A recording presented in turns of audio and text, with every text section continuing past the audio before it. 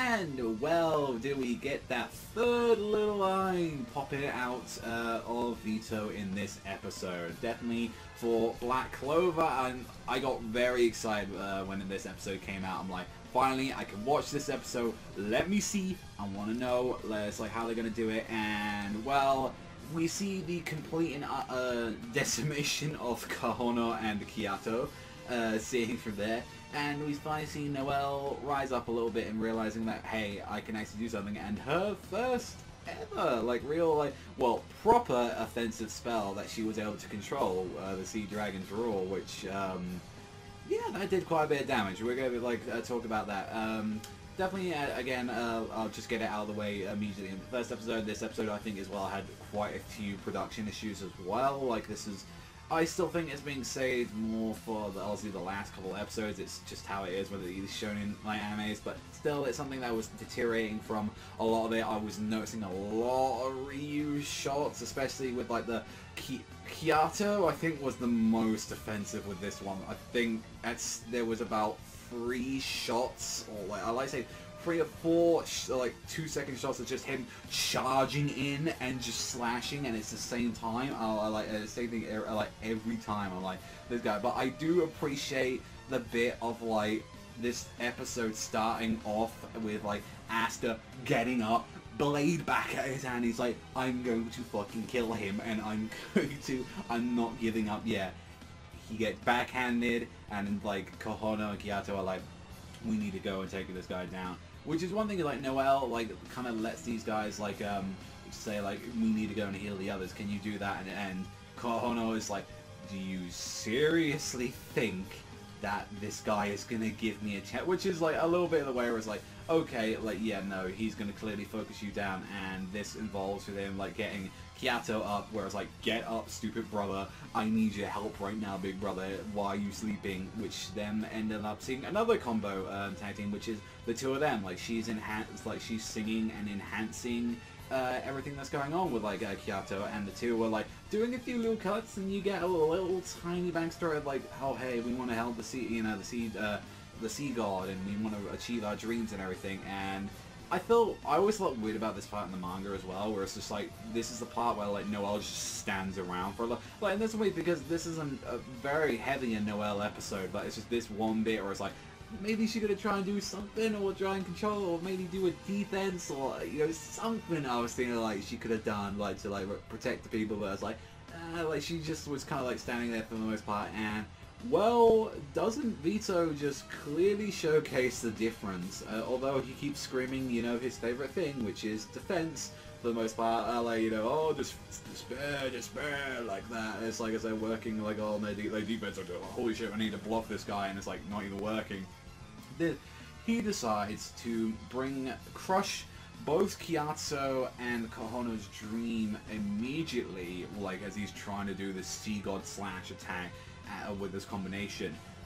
He takes Kyato's leg, which I was oh, they're just not censoring that at all. That's just the same how it was in the manga. I was alright then, just slash blood. That's the one thing I like, I guess, about the anime. They haven't really been censoring things, which I kind of like for the most part. They've been changing stuff around. Definitely that's one thing that they've been heavily doing. But this was the one where it was oh, they're just straight up showing that normal, horrifying thing that just happened, especially with what happened to Vito in this episode, where an entire arm gets blown off, and I was oh, alright then. Kahono gets, Kyato gets it rough. Kahono's one is really bad as well, where he just crushes her throat for the most part, and she can barely breathe. Pretty much, just took out his, punched her, or, poked her, her throat, and she's just yeah, no, you're not going to be able to sing again, you're not going to be able to, be this idol and everything. I'm oh, alright then. And yes, she's still trying to hold out, and she's still, she can't even do magic anymore. Her whole kind of thing just kind of thrown her out, and yet she was not willing to give up. That was the whole thing. It was no determination, and kind of you Noelle finally seeing this and having enough, decided, no, I need to do something. And it was let go of my friend, and I'm going to use my strongest technique, and it's I'm going to use the Sea Dragon technique, which you see, and it was probably one of the standout parts of this episode, I feel, is you see this guy just like, when this dragon just comes out and just swarms him and it goes flying out of the temple, and I'm like, yeah, that's Noelle when she can finally like muster up the control of her magic, and that's like a full blast attack, and that does that much to Vito, where it's like, it just blew off my arm.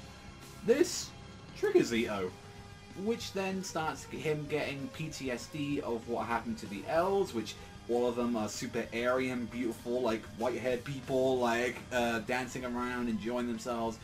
Seeing that Leet was going to be married to someone, which I believe, if I remember correctly, you don't see like elf ears on that chick on there, which I was like, oh, alright, then they're kind of showing that already, and I was like, that was interesting. Then they mentioned the humans, and then light magic starts pouring out, and starts raining down upon these people, like splashing and just destroying all of them. And of course, it's the where like it's the one thing about Vito which is annoying, and I've seen reviews already talk about this before, even beforehand, and like I believe I mentioned it in the manga as well. I was like, the guy, this is what like the three themes of like the third eye is like taken beyond, where it's like, let me just keep screaming the one thing, like fauna, hatred. Like you get to see like it, at least with Raiha or Laya, like his whole thing of like deceit and everything, he's like, it's a little bit more subtle than I hate you or despair, and it's like the actions are more like I appreciate the actions more than most of the dialogue that come out, and I'm curious with how they're taken in the. I haven't heard them in the dub yet, and I'm wondering if they do add a bit more lines on there. But it's like, it was only this one where it was like he's kind of stopped talking more about despair, and then it was like, no, I'm going to bring you the ultimate despair now. Then it explores into like, I'm just going to like lose it. And this is the one that I really liked, and it's when the third eye came out, and they got that completely right, and I was like, how are they going to do that, especially like how they did with Lee, and like when that power comes out, it was really interesting because it was like, oh, mythical beast magic as he starts to regrow his arm, and it's not even like intelligible at all. It's like Seven Deadly Sins does it as well, where like a character known as Merlin reveals a name and it's in a demonic language because that's how it's spoken, and like same thing here, and it's all you hear is like it's this unintelligible, just demonic mess of like lingo, and you're like, what the fuck are they saying? Like, what is like happening right now? And overall, I found that I was like, that's a nice little thing I got, like they got right, and I really do appreciate it. Which then was like, no, I was like, I'm out of magic, I can't do anything.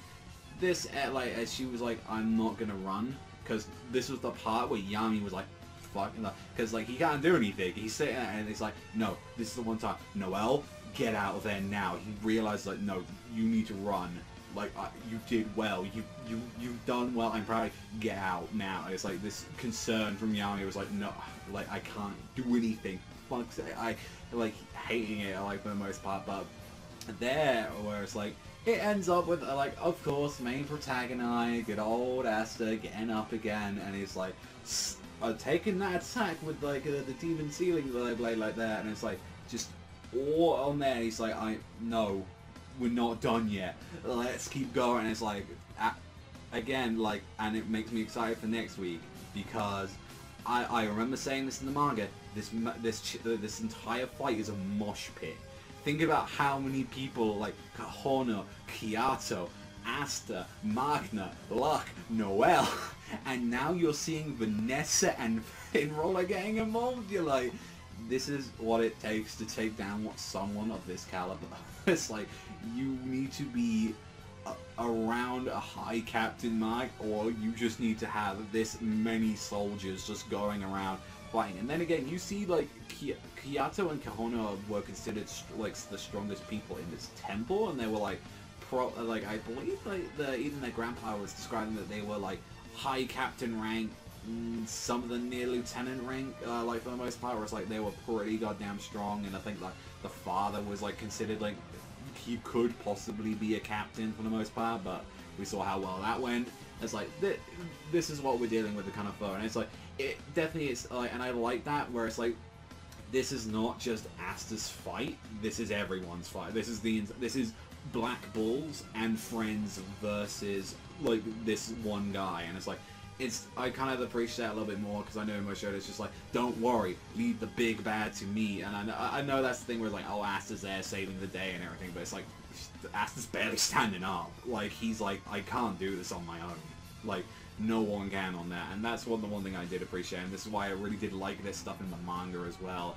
So overall, this was definitely a decent episode of Black Clover, I will say that. By its like production issues. Again, the flaps was another thing I noticed as well in this episode, and it was like some like at least there wasn't I don't think there was really any just wonky looking faces in this one, but it was just like there were just some weird like shots here and there for the most part, but they got most of the important ones right. And again, like I said, I think we're all kind of saving up, and they're saving the more better like kind of talent and people like anime is not out for like the last couple of episodes, so which we're approaching, and it's like I think after this we have like five more episodes, so hopefully that's going to be leading into the next couple of episodes. Maybe like 3 to like, if anything it's like they're probably like, I feel like I'm going to save it for like 3 to 2 depending, but like we'll have to wait and see. But let me know you guys in the comment section down below what you thought about this episode of Black Clover and what you think of this arc so far, and how insane it is to like people to take on a foe of this kind of caliber. But it's all me, and I'll see you guys though next time.